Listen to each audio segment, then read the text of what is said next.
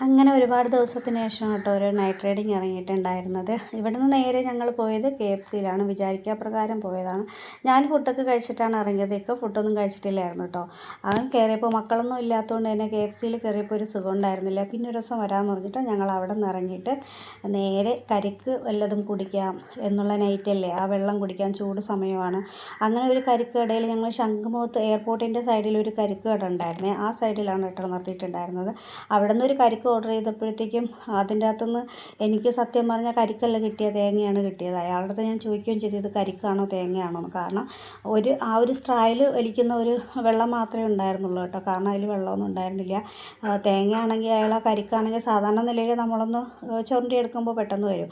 പക്ഷേ ഇതാണെങ്കിൽ അയാളെ എത്രയിട്ട് കുത്തിയിട്ടും വരാത്ത ഒരു കരിക്കായിരുന്നു കേട്ടോ. അത് കരിക്കെന്ന് പറയാൻ പറ്റത്തില്ല, തേങ്ങ എന്ന് പറയാൻ പറ്റും. അത് കഴിഞ്ഞതിന് ശേഷം ഓർഡർ ചെയ്തിട്ടുണ്ടായിരുന്നത് നുങ്കാണ്. പിന്നെ അതൊക്കെ കഴിച്ചിട്ട് ഞങ്ങൾ പിന്നെ നേരെ പോയത് ശംഖുമുഖത്താണ്. കാരണം നുങ്ക് ഇക്കാക്ക് തീരെ ഇഷ്ടപ്പെട്ടിട്ടുണ്ടായിരുന്നില്ല. കാരണം മനസ്സിന് തൃപ്തിയില്ലായിരുന്നു. സത്യം പറഞ്ഞാൽ ഒരു വൃത്തി എന്ന് പറഞ്ഞ സാധനം അവിടെ ഇല്ലായിരുന്നു കേട്ടോ. കാരണം ഇക്ക പോയി അത് എല്ലാം ഓർഡർ ചെയ്തതിന് ശേഷമാണ് ഒക്കെ അത് കാണുന്നത്. പിന്നെ അതെങ്ങനെയൊക്കെയോ അത് പൈസ കൊടുത്ത് മേടിച്ചല്ലേന്ന് പറഞ്ഞിട്ട് അത് കുടിച്ചിട്ടുണ്ടായിരുന്നു. അത് കഴിഞ്ഞതിന് ശേഷം ഞങ്ങൾ നേരെ ശംഖുമുഖത്തോട്ട് പോയി. നല്ല ചോളം ഉണ്ടായിരുന്നു. ചോളം കുറച്ച് സാധാരണ നിലയിൽ ചോളം ഞങ്ങൾ വാങ്ങിക്കുമ്പോൾ അതിൻ്റെ അകത്ത് ഒരുപാട് മസാലയൊന്നും ഇടാറില്ല കേട്ടോ. കാരണം ആകപ്പാടെ സാൾട്ട്, ബട്ടർ, ഒരല്പം നമ്മൾ ലെമൺ ജ്യൂസ് മാത്രമാണ് ഇടാറുള്ളത്. അതെപ്പോഴും ഓർഡർ ചെയ്ത് വാങ്ങിക്കുമ്പോഴും അങ്ങനെ തന്നെയാണ് കേട്ടോ. കാരണം അതിലൊരുപാട് മസാലയൊന്നും ഇടാറില്ല.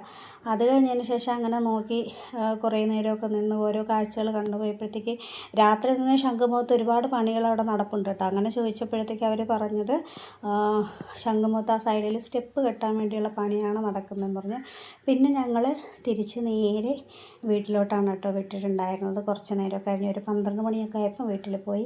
അടുത്ത വീഡിയോ ആയിട്ട് വരുന്നവരെ എല്ലാവർക്കും ബൈ ബൈ.